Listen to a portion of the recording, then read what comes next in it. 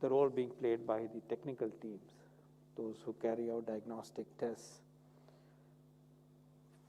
in various locations, hospitals, in outreach locations, and so on.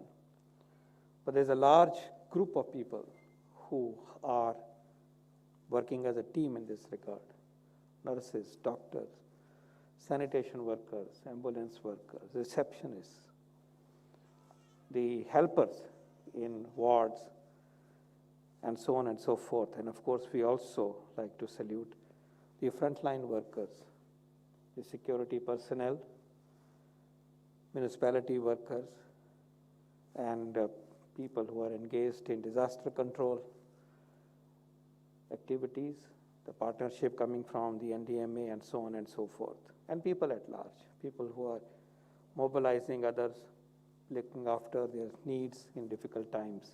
We salute them all today. Thank you. Thank you for this very nice, very beautiful video. Essentially 2 points.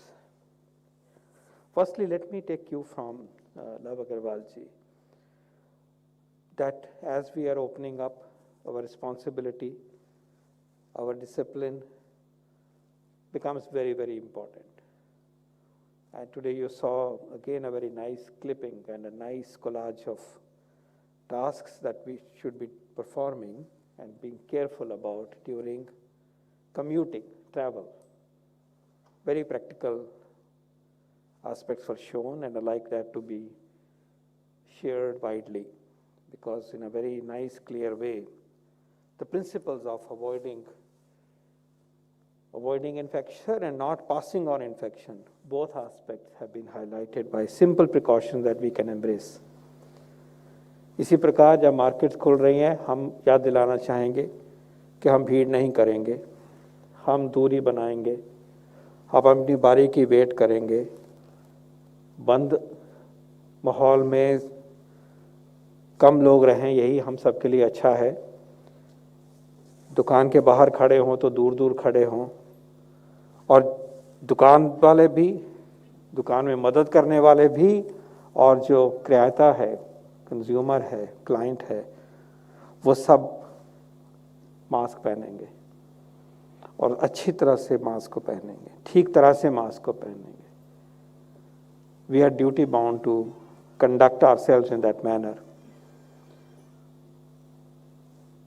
इसके अलावा जो हमारा efforts at testing, efforts at containment becomes even more important. याद दिलाना चाहेंगे कि अब virus की ट्रांसमिशन जो है वो काफ़ी लो है, दबी हुई है, और जब भी अब कहीं पे पॉजिटिव केस आए, उस पॉजिटिव केस को अलग करना है, उनके कॉन्टैक्ट्स को हमें अलग करना है, और जहाँ एक क्लस्टर केसेस का बनता है उस जगह को हमने कंटेन करना है, माइक्रो कंटेनमेंट जोन बनानी है, उस एरिया को पेरीमीटर कंट्रोल करके अलग रखना है।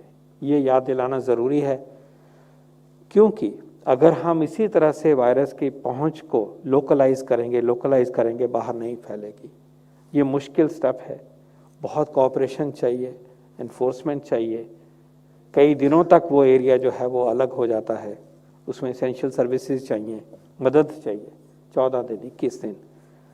लेकिन वो एक कारगर तरीका है वायरस कंटेनमेंट का, और उसकी जिम्मेवारी समाज की भी है और सिस्टम की भी है। दोनों के जुड़ने के साथ ही ये संभव हो सकता है कि कंटेनमेंट कैसे किया जाए। जब बहुत ज़्यादा फैल जाता है तो ये कंटेनमेंट मुश्किल हो जाता है कि कितने बड़े एरिया को बंद करें। इसीलिए पर्टिकुलरली याद दिलाना चाहूँगा, I like to remind that now when we surveil the presence of the virus, occurrence of cases, we must, after testing, after identifying a hotspot, we must invoke the principle of containment effectively. अभी हमें वो थोड़ा थोड़ा करना पड़ेगा, थोड़ी थोड़ी localities में करना पड़ेगा, और संभव है कि उसको वहीं सप्रेस कर देंगे। इतना सीख लिया है हमने कि जल्दी पकड़ो तो काबू में रहता है, देर हो जाती है तो बढ़ता जाता है, इतना फैलता तो फिर स्पीड बढ़ जाती है। And let's also remind ourselves कि जो हम वेरिएंट्स के साथ डील कर रहे हैं वो पुराना ओरिजिनल वेरिएंट्स की बजाय हम अब जानते हैं क्लियरली कि रिलेटिवली हाईली ट्रांसमिसिबल है, फैलता है।